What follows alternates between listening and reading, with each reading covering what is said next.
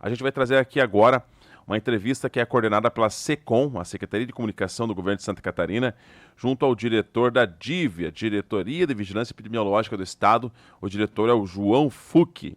Ele vai trazer um panorama de como está o problema do Aedes aegypti aqui no estado. Lembrando que o Aedes aegypti transmite dengue, zika vírus, febre chikungunya e ainda em área urbana ele pode ser também, né, aí levar até o vírus da febre amarela.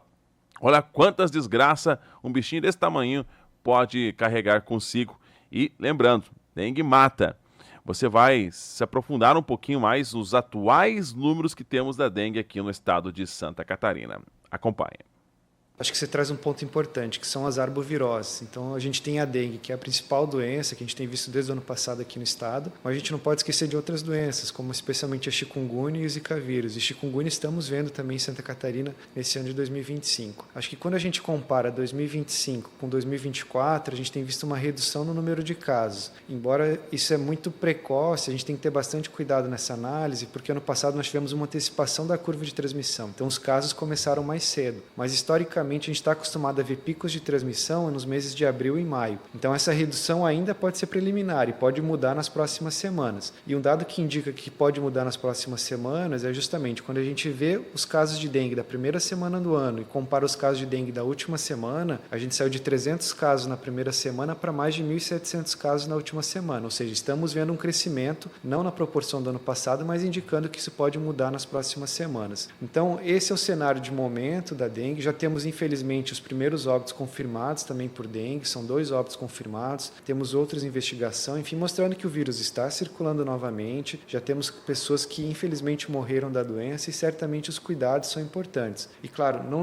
esquecer também da chikungunya. Apesar de a gente não ter visto uma transmissão importante de chikungunya no estado, que também é uma doença transmitida pelo mosquito Aedes aegypti, mas um dado que nos chama a atenção é que a gente tem visto mais casos esse ano de chikungunya comparado ao ano passado. Alguns municípios já havendo uma transmissão importante, especialmente na região oeste, e diferente de dengue, a chikungunya é uma doença que a gente tem quadros crônicos importantes. As pessoas têm dores articulares, e esse é o principal sintoma da chikungunya, que perduram até 1 ano. Então essa é uma grande preocupação, porque nós temos aí um outro vírus circulando no estado, já tinha circulado anteriormente, mas talvez pode ter uma transmissão mais acelerada esse ano, que pode causar um impacto importante nas pessoas a longo prazo, não só uma fase aguda, como a gente vê na dengue. Então, certamente, acho que todo esse cenário coloca a importância de reforçar as ações, já que a condição climática é muito favorável, temperaturas muito elevadas, chuvas bastante marcadas em todo o estado. Então, isso certamente, a condição climática é muito favorável para a reprodução do mosquito Aedes aegypti, e isso começa a se refletir em números aqui em Santa Catarina. Muito bem, diretor. Falando especificamente da dengue, ela é uma doença que tem vacina, apesar dessa vacina estar restrita a uma certa faixa etária. Então, eu queria entender do senhor, né, que faixa etária é essa que pode acessar a vacina contra a dengue e também quais são os números da cobertura vacinal aqui no estado, como é que estão, vai ser uma 3 em 1 aqui, mas, enfim, a importância daí também de o público que tem a vacina disponível de se vacinar contra a dengue. Claro, acho que você traz um ponto importante, né? A vacina foi incorporada no Sistema Único de Saúde no final de 2023, a gente recebe ela no estado em fevereiro de 2024 e começa a vacinar a região de Joinville e Jaraguá do Sul. O estado foi pleiteando junto ao Ministério da Saúde, aos poucos conseguimos ampliar as regiões de saúde, claro, em discussão com o Ministério da Saúde. Temos aí vacina agora atualmente na Grande Florianópolis, na região de Blumenau e de Chapecó, então são 5 regiões vacinando nesse momento. E claro, estamos ainda buscando junto ao Ministério da Saúde ampliar até para outras regiões de saúde. A gente sabe, por exemplo, a região da Foz do Rio Itajaí, a região do extremo oeste, de Xanxerê, são regiões importantes que deveriam estar incluídas no processo de vacinação. É claro que a ampliação dessas regiões passa muito pela disponibilidade de doses. Hoje nós temos uma vacina que está sendo utilizada e, claro, o Ministério da Saúde tem comprado praticamente todas as doses do laboratório produtor e isso limita ainda a possibilidade de ampliar para o estado como um todo. Lembrando que quem compra as vacinas é o Ministério da Saúde e encaminha para os estados. No momento, então, estamos vacinando essas 5 regiões de saúde. Começamos com adolescentes de 10 a 14 anos de idade e recentemente ampliamos para adolescentes até 16 anos de idade, considerando que a cobertura está muito baixa. Então, estamos falando de uma vacina disponível que ajuda a proteger as pessoas, esse público de 10 a 16 anos anos contra as formas graves da doença, mas que as pessoas não estão procurando. Então, a gente está falando de coberturas vacinais com primeira dose na casa dos 50%, de segunda dose. É uma vacina de 2 doses, com intervalo de 90 dias, mas quando a gente vê a segunda dose, que é justamente o que garante a proteção, coberturas vacinais abaixo de 20%. Uma das propostas foi ampliar a faixa etária, né, uma ação conjunta do Estado junto com os municípios, para tentar garantir que a gente tenha mais vacinas sendo aplicadas, mas fica o nosso reforço, né? A vacina está disponível em 5 regiões de saúde, não estamos vacinando como a gente gostaria, já temos 1 ano do processo de vacinação, com coberturas muito abaixo do que são recomendadas. Fico alerta para as pessoas, ou seja, é importante vacinar esses adolescentes, as crianças e adolescentes, porque, como eu falei, é mais uma estratégia na prevenção, na proteção contra a doença, e certamente os adolescentes vacinados têm um risco muito menor de evoluir para a gravidade ou até mesmo morrer em decorrência da dengue. Em relação ao diagnóstico, o governo do estado ele adquiriu testes rápidos para distribuir nas unidades de saúde. Gostaria que o senhor explicasse um pouquinho como é que funcionam esses testes rápidos e também a importância deles na ajuda para o diagnóstico da doença. Esses testes rápidos eles foram adquiridos pelo Ministério da Saúde e foram encaminhados para todos os estados da federação. Aqui no estado, então, a gente distribuiu ele para todos os municípios infestados. Estamos falando aí de mais de 170 municípios infestados. O que é município infestado? É aquele município que tem uma presença do mosquito Aedes aegypti que gera uma condição de transmissão da doença. Então, a ideia é que a gente tenha esses testes nos municípios infestados para auxiliar no diagnóstico. É um teste rápido, que é feito nos primeiros dias do início dos sintomas, ou seja, você tem algumas gotas de sangue, coloca no aparelhinho, no equipamento, ele dá o diagnóstico se é dengue ou não. Mas, lembrando, ele ajuda a garantir que você tenha o diagnóstico dessas pessoas que têm a suspeita de dengue, que chegam até o serviço de saúde, mas ele é complementar, porque a nossa orientação para as pessoas, mais do que ter o diagnóstico, é lembrar que na presença de sintomas, febre, dores de cabeça, dores pelo corpo, dores atrás dos olhos, busque um serviço de saúde, porque todo o manejo já é feito na suspeita. Então, independente de ter diagnóstico ou não,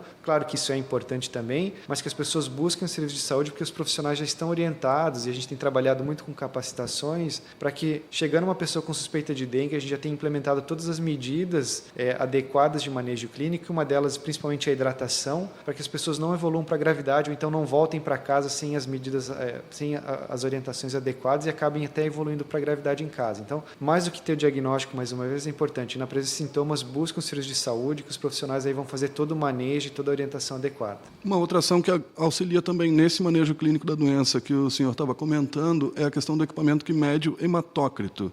Se eu bem entendi, é para medir a gravidade, digamos, da doença, né, do quadro da doença daquele paciente. É isso mesmo? Como é que funciona essa ação? É isso mesmo. Pensando naquilo que eu falei anteriormente, que a gente deve manejar os pacientes na suspeita, porque nem todo mundo vai ter o teste rápido, vai ter o diagnóstico disponível.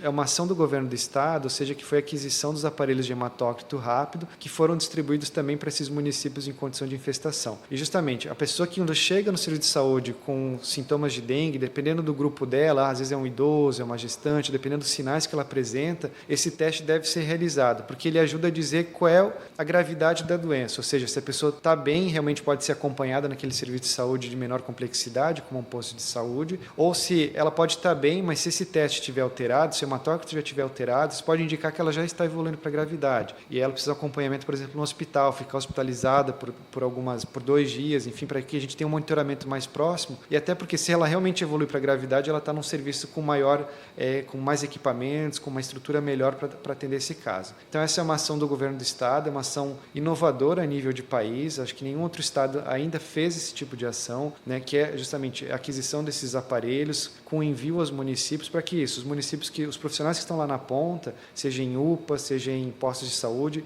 possam, ao receber esses pacientes, fazer esse teste e já conseguir fazer o manejo clínico da forma mais adequada possível, porque justamente tivemos ano passado um número importante de óbitos, estamos falando de mais de 300 óbitos por dengue aqui em Santa Catarina, e é um número que a gente não quer repetir esse ano. Então, essa é uma ação importante, pensando em manejo clínico, para que a gente possa, de alguma forma, impactar no número de óbitos aqui no estado. Muito bem, diretor. O senhor comentou no início da nossa conversa a questão climática, que influencia muito na proliferação do mosquito que transmite a dengue, a zika e a chikungunya também.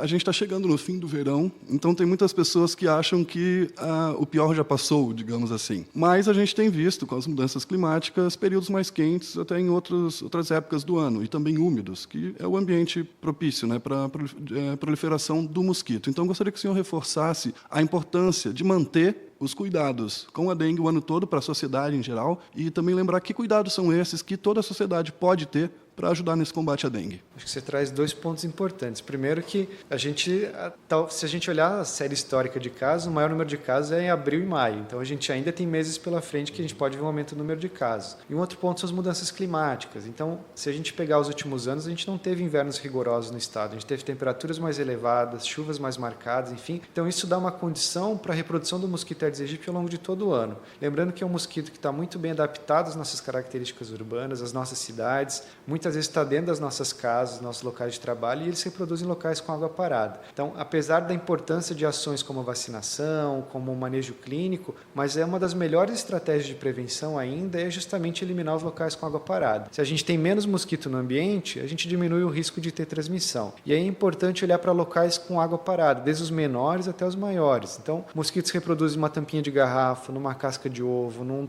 pratinho de planta, num pneu, num brinquedo esquecido, mas também naqueles que a gente não vê no dia a dia, uma calha, uma caixa d'água, né? Enfim, uma cisterna, enfim. Então, a orientação para as pessoas, para a população, é entender que o mosquito Aedes aegypti está aqui em Santa Catarina, ele não vem mais de fora. Até mesmo pelas mudanças climáticas, a condição ambiental tem sido favorável para que ele se disperse na região sul e aqui no estado não é diferente. Então, entender isso, a gente não fala do mosquito que vem de fora, ele já está aqui dentro. E aí as pessoas precisam entender esse risco. E aí, entendendo esse risco, lembrar que ele se reproduz em locais com água parada. Então, se eu elimino esses locais, ou se eu adequo esses locais, porque uma calha a gente não vai eliminar, mas se ela tiver com caimento adequado, estiver limpa, se a caixa d'água estiver tampada, se estiver vedada, se a cisterna de acumular a água da chuva estiver fechada adequadamente, se eu descartar corretamente resíduos sólidos, se eu encaminhar aquele pneu que eu tenho lá, achando que eu vou usar algum dia para o descarte final adequado, eles não se tornam locais de acúmulo de água. Tendo menos locais do ambiente, tem menos mosquito, e isso pode reduzir de forma bem importante a transmissão dessas doenças no estado, seja de dengue, chikungunya ou zika vírus. Então, é importante que as pessoas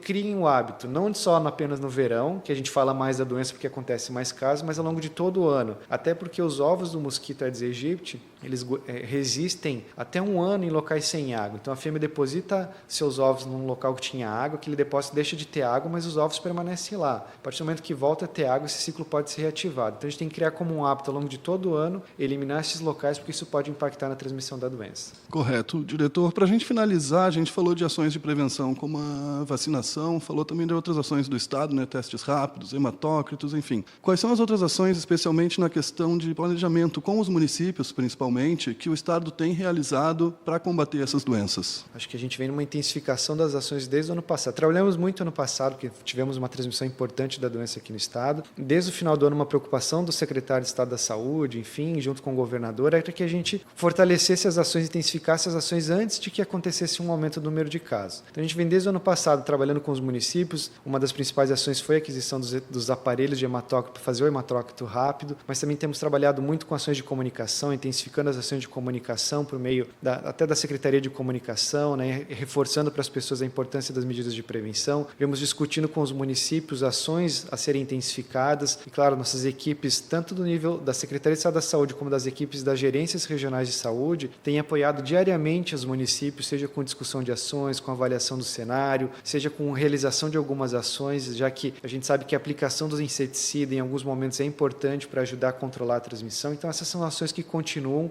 que a gente não parou no ano passado, já tem intensificado desde o final do ano para apoiar justamente as equipes municipais nas ações a serem realizadas. E, claro, já também pensando, estamos num processo de capacitação de manejo clínico, de ações de controle vetorial, estamos disponibilizando painéis públicos com informações para apoio dos gestores, seja os gestores estaduais, mas também os gestores municipais, enfim, então estão várias ações em andamento para que não começaram só agora, ou seja, elas já vêm sendo continuadas desde o ano passado, para apoiar justamente, para que a gente possa trabalhar enquanto rede, seja Estado com municípios, e tentar de alguma forma impactar o risco de transmissão da doença aqui no Estado nesse ano.